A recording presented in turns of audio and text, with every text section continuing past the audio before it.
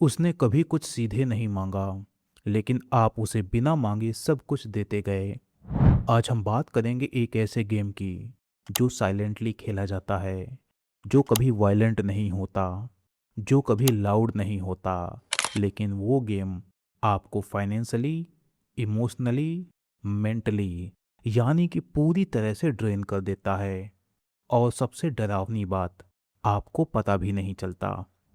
Psychology में इसे कहते हैं कोवर्ट साइकोपैथी, और फीमेल साइकोपैथ्स इसमें एक्सपर्ट होती हैं।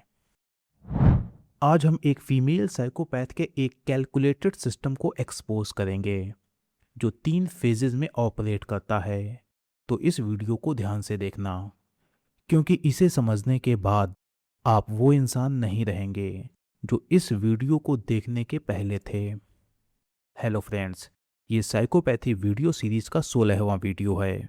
मैंने पिछले वीडियो में यह डिस्कस किया था कि एक फीमेल साइकोपैथ अपने टारगेट को कैसे चुनती है, और आज हम एक फीमेल साइकोपैथ की एक्सट्रैक्शन स्ट्रेटजी को एक्सपोज करेंगे।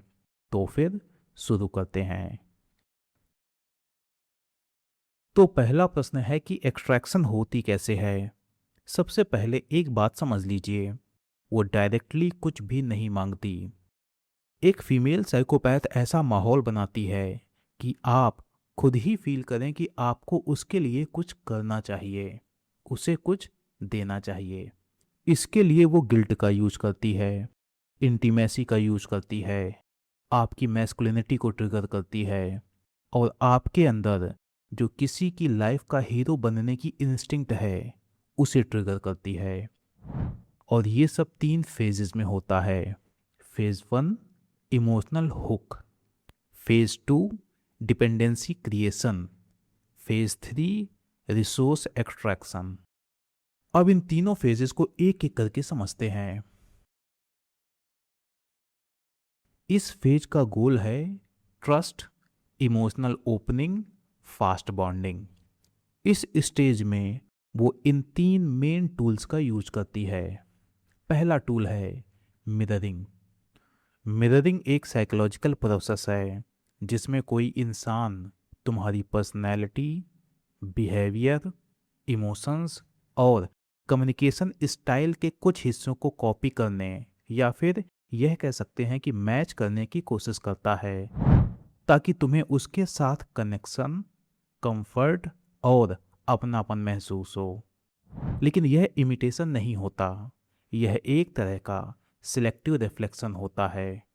जैसे अगर तुम डीप बातें करते हो तो वो भी तुम्हें अपनी डेप्थ दिखाएगी। तुम एम्बिशियस हो तो वो तुम्हारे गोल्स को एडमायर करेगी।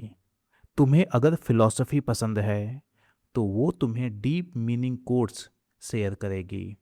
इससे तुम्हारे ब्रेन में एक इल्यूजन बनता है कि यह मुझे समझती है। यानी कि जब कोई इंसान आपको मिरर करता है तो आप सामने वाले इंसान में खुद को देखने लगते हो और उसके साथ डीप कनेक्शन महसूस होता है। लेकिन रियलिटी क्या है? रियलिटी ये है कि वो तुम्हें समझने की कोशिश नहीं कर रही, बल्कि वो तुम्हें मैप कर रही है। दूसरा टूल है आइडियलाइजेशन। मिररिंग के बाद अगला स्टेप आता है आइडियलाइजेशन। यहीं से असली गेम शुरू होता है। अब वो सिर्फ तुम्हें समझती नहीं है, वो तुम्हें ऊपर उठाती है, तुम्हें स्पेशल बनाती है। वो कहती है तुम अलग हो, तुम बाकी लोगों जैसे नहीं हो, तुम्हें किसी ने समझा ही नहीं, लेकिन मैं तुम्हें समझती हूँ। शुरुआत में यह सब बड़ा अच्छा लगता है, लेकिन धीरे धीरे यह बातें तुम्हारे अंदर कुछ बदलाव लाने लगती हैं। और वो बदलाव है कि तुम खुद को उसी नज़र से देखने लगते हो जिस नज़र से वो तुम्हें दिखा रही है। फिर तुम्हें लगने लगता है कि तुम कोई ऑर्डिनरी इंसान नहीं हो, तुम रेयर हो, तुम स्पेशल हो। और यहीं से तुम्हारा ईगो हुक हो जाता है। अब तुम सिर्फ उस फीमेल साइकोपैथ से नहीं जुड़ते, बल्कि तुम उस फीलिंग से जुड़ जाते हो जो वो तुम्हें देती है। इसके बाद वो वुमन तुम्हारे अंदर जो तुम्हारी ही एक इमेज बनाती है, तुम उस इमेज को मेंटेन करने की कोशिश करते हो, क्योंकि कहीं ना कहीं तुम्हारे अंदर अब ये डर भी बैठ जाता है कि अगर ये चली गई तो वो स्पेशल वर्जन भी चला जाएगा जो तुम अभी इस वक्त फील कर रहे हो, यानी कि रेयर एंड स्पेशल पर्सन वाला। और यही वो पॉइंट है जहां पर कनेक्शन इन्वेस्टमेंट में बदल जाता है। अब तुम सिर्फ उस इंसान को पकड़कर नहीं बैठे, बल्कि तुम उस वर्जन को भी पकड़कर बैठे हो जो उसने तुम्हारे अंदर बनाया है। यानी कि आइडियलाइजेशन में वो तुम्हें खुद के साथ प्यार में नहीं डालती, बल्कि वो तुम्हें तुम्हारी ही एक परफेक्ट इमेज से अटैच कर देती है। तीसरा टूल है फास्ट वल्नरेबिलिटी। यह सबसे पावरफुल टूल होता है। यहाँ पर वो बहुत जल्दी ही अपने बारे में गहरी बातें शेयर करने लगती है, जैसे अपना पास्ट, अपना पेन और अपने ट्रॉमास। अब नॉर्मली ट्रस्ट बनने में टाइम लगता है क्योंकि लोग धीरे धीरे खुलते हैं, लेकिन यहाँ पर ये पूरा का पूरा प्रोसेस ही स्किप कर दिया जाता है। फिर कुछ ही टाइम में तुम्हें ऐसा फील होने लगता है कि तुम दोनों के बीच बहुत डीप कनेक्शन बन चुका है। और यहीं पर साइकोलॉजी अपना काम करना शुरू करती है। जब कोई इंसान तुम्हारे सामने खुलता है तो ऑटोमेटिकली तुम भी उसके सामने खुलने लगते हो। इसे साइकोलॉजी में कहते हैं रेसिप्रोसिटी ऑफ डिस्क्लोजर। यानी कि जब सामने वाला इंसान शेयर करता है तो तुम भी अपने सीक्रेट्स और अपनी इमोशंस को उसके साथ शेयर करने लगते हो, और धीरे धीरे तुम भी उसके सामने इमोशनली ओपन हो जाते हो। और एक पॉइंट के बाद तुम सिर्फ लिसनर नहीं रहते, तुम उसके प्रोटेक्टर बन जाते हो। तुम्हें लगता है कि मुझे इसे समझना है, इसे हील करना है और इसे प्रोटेक्ट करना है। लेकिन यहीं पर एक कैच है, और वो कैच ये है कि वो वुमन जो भी ओपननेस तुम्हें दिखा रही थी वो जेन्युइन नहीं थी। उसमें बहुत कुछ फेक था और बहुत कुछ मिर्च मसाला लगा हुआ था। लेकिन तुमने अपने बारे में उसे जो भी बताया वो सब कुछ जेन्युइन था। इसका रिजल्ट ये हुआ कि अब तुम उसके सामने वल्नरेबल हो चुके हो। अब जब ये तीनों चीजें साइमल्टेनियसली हो चुकी होती हैं तो तुम्हें लगता है कि वो मुझे समझती है, मैं उसके लिए स्पेशल हूँ, मुझे इसे प्रोटेक्ट करना चाहिए। यानी कि तुम उससे इमोशनली ओपन हो चुके हो, अटैच्ड हो चुके हो और उस पर इन्वेस्टेड हो चुके हो। अब नेक्स्ट फेज शुरू होता है, लेकिन वीडियो में आगे बढ़ूं उससे पहले ये सुनो। अगर आप अपनी प्रॉब्लम का सॉल्यूशन मेरे से जानना चाहते हैं तो स्क्रीन पर दिए गए नंबर पर व्हाट्सएप मैसेज करके मेरे साथ 1-to-1 कॉल बुक कर सकते हैं। और अगर आपने अभी तक हमारे मोबाइल एप्लीकेशन को डाउनलोड ना किया हो तो फिर गूगल प्ले स्टोर में जाइए और हमारे मोबाइल एप्लीकेशन को डाउनलोड कर लीजिए। वहाँ आपको ह्यूमन साइकोलॉजी से जुड़े कुछ कोर्सेज मिलेंगे, उन्हें देखते रहिए। मैं ज़्यादा बड़ी बात नहीं कर रहा, लेकिन वो कोर्सेस आपके अंदर जो मेंटल क्लैरिटी लाएंगे, उस मेंटल क्लैरिटी के दम पर आप लाखों करोड़ों लोगों से आगे हो सकते हैं। और सबसे बड़ी बात, वो कोर्सेस आपकी लाइफ को बेहतर बना देंगे। मोबाइल एप्लीकेशन की पूरी डिटेल इस वीडियो के कमेंट बॉक्स में दी गई है। अब तक कनेक्शन बन चुका है, तो अब अगला गोल है तुम्हें इमोशनली डिपेंडेंट बनाना। और यह पूरा फेज एक सिंपल प्रिंसिपल पर काम करता है। रिलेशनशिप से स्टेबिलिटी हटाओ और अनप्रिडिक्टेबिलिटी लाओ। सबसे पहले बदलाव आता है उसके बिहेवियर में। अब वो पहले जैसी कंसिस्टेंट नहीं रहती, कभी बहुत क्लोज तो कभी डिस्टेंट। तुम समझ ही नहीं पाते कि ऐसा क्या हो गया। यहीं से शुरू होता है इनकंसिस्टेंट अफेक्शन, यानी कि एक ऐसा पैटर्न जहां पर अटेंशन और लव प्रेडिक्टेबल नहीं होता। और यही चीज आगे चलकर बनती है इंटरमिटेंट रीइंफोर्समेंट। मतलब तुम्हें कभी रिवॉर्ड मिलता है और कभी नहीं मिलता, यानी कि उसका कोई फिक्स्ड पैटर्न नहीं होता, बिल्कुल वैसे जैसे गैम्बलिंग में होता है। और इसका इफेक्ट बहुत ही डीप होता है। तुम्हारा ब्रेन उस रिवॉर्ड को और ज़्यादा चेज करने लगता है। तुम बार बार वही कनेक्शन और इंटेंसिटी वापस पाने की कोशिश करते हो। तुम सोचते हो कि तुम दोनों के बीच पहले जैसा कनेक्शन कैसे मेंटेन हो। इसके बाद तुम उस कनेक्शन को मेंटेन करने की ढेर सारी कोशिशें करने लगते हो, और फिर एक दिन वो तुम्हें भाव देने लगती है, अफेक्शन दिखाने लगती है।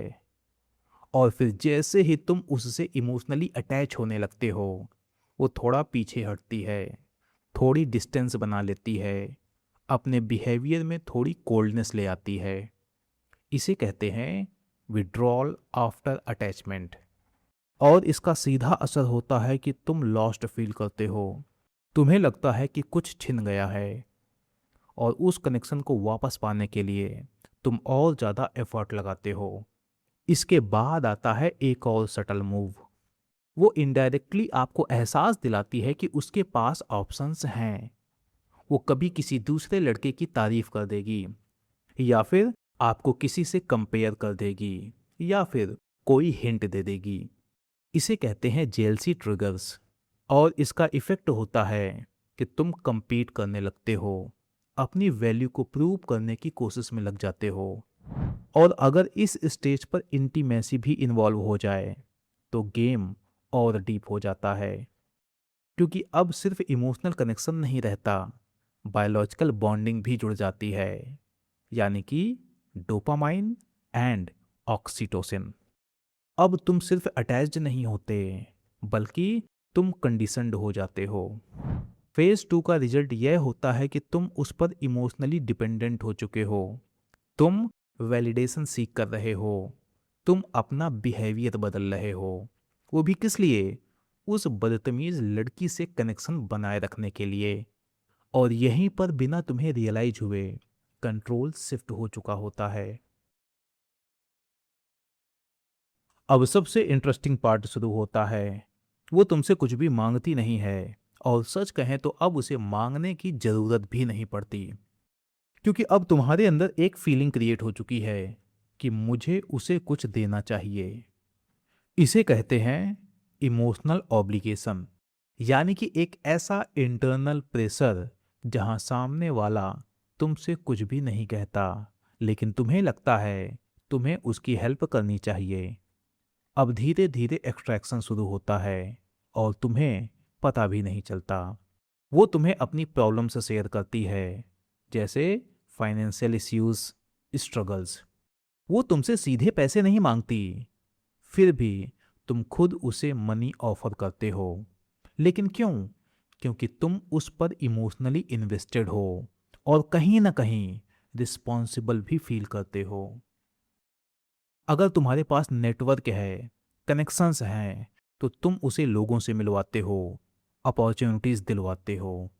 तुम सोचते हो कि मैं बस हेल्प कर रहा हूं, लेकिन सच्चाई ये है कि तुम उसकी एक्सट्रैक्शन स्ट्रेटजी में फंसे हुए हो। धीरे धीरे तुम उसका इमोशनल सपोर्ट सिस्टम बन जाते हो।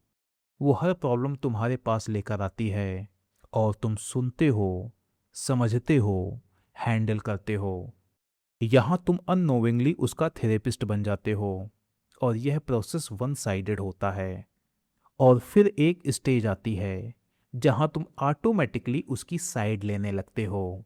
वो सही हो या गलत, तुम उसे डिफेंड करते हो, जस्टिफाई करते हो, क्योंकि अब तुम उसके साथ इमोशनली इन्वॉल्व्ड हो, और उसके मैटर में लॉजिकल थिंकिंग की क्षमता खो चुके हो।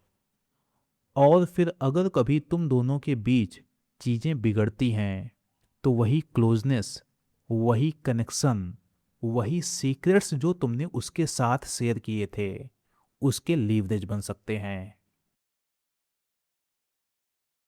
यह 3 अलग अलग फेजेस नहीं हैं, यह एक कॉन्टिन्यूअस चेन है। फेज 1, कनेक्शन क्रिएट किया गया।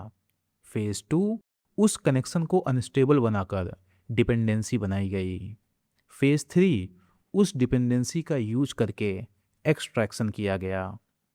और तुम्हें कभी यह फील ही नहीं होता कि तुम मैनिपुलेट किए गए हो, क्योंकि तुम्हें लगता है कि वो तुमसे कोई जोर जबरदस्ती नहीं करती, और ना ही किसी चीज की डिमांड करती है। मैं तो खुद अपनी खुशी से उसे दे रहा हूं। यही इल्यूजन है कंट्रोल का। और हाँ, ये जो एक्सट्रैक्शन स्ट्रेटजी है, इसे सिर्फ फीमेल साइकोपैथ ही यूज़ नहीं करती। सच पूछो तो इस एक्सट्रैक्शन स्ट्रेटजी का यूज़ जो अलग अलग तरह के बहुत ही शातिर, बदतमीज़ और मैनिपुलेटिव लोग होते हैं, वो भी करते हैं। तो यहाँ पर आपको सिर्फ फीमेल साइकोपैथ की स्ट्रेटजी के बारे में पता नहीं चला, बल्कि एक बहुत ही पावरफुल एक्सट्रैक्शन स्ट्रेटजी के बारे में पता चला है, जिसका यूज कोई भी कर सकता है, कोई भी टॉक्सिक मेल या फिर टॉक्सिक फीमेल। तो अगर ये वीडियो किसी की हेल्प कर सके तो उसे ज़रूर शेयर कर देना और हमें कमेंट करके बताओ कि वीडियो पावरफुल था या फिर नहीं। मिलते हैं नेक्स्ट वीडियो में।